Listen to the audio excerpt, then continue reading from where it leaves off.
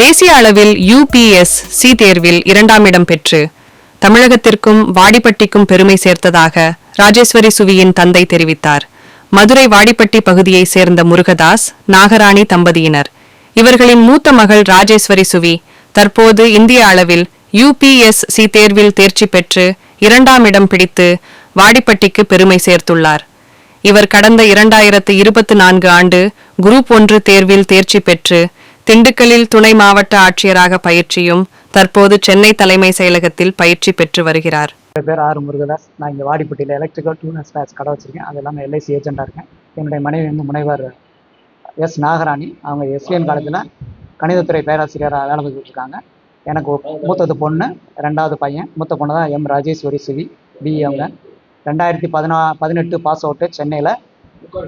அதில் இருந்து இப்போ வரைக்கும் காம்படிஷன் எக்ஸாமுக்காகவே அவங்க ப்ரிப்பரேஷனில் இருந்து கிட்டத்தட்ட ஒரு 7 வருஷம் அவங்க அதுக்காக உழைச்சிருக்காங்க. 2024 குரூப் 1 செலக்ட் ஆகி டெப்டி கலெக்டர் ட்ரைனிங்காக இப்போ திண்டுக்கல்லில் இருக்காங்க. லாஸ்ட் 2 மந்த்ஸ் இப்போ செக்ரட்டரியேட் ட்ரைனிங்கில் இருக்கிறாங்க. அவங்களுடைய அந்த ஜேர்னியில் பார்த்திங்கன்னா இந்த நான் முதல்வன் ஸ்கீம் ரொம்ப சப்போர்ட்டிவாக இருந்தது. ஏன்னா குரூப் 1லேயும் சரி UPSCலேயும் நான் முதல்வன் ஸ்கீம் ரொம்ப நல்லா இருந்தது. அவங்களுடைய சப்போர்ட்டு, அங்கே இருந்த அந்த ஆஃபீஸர்ஸ், அங்கே சுதாகரன் சார்னு அவருடைய சப்போர்ட்டு.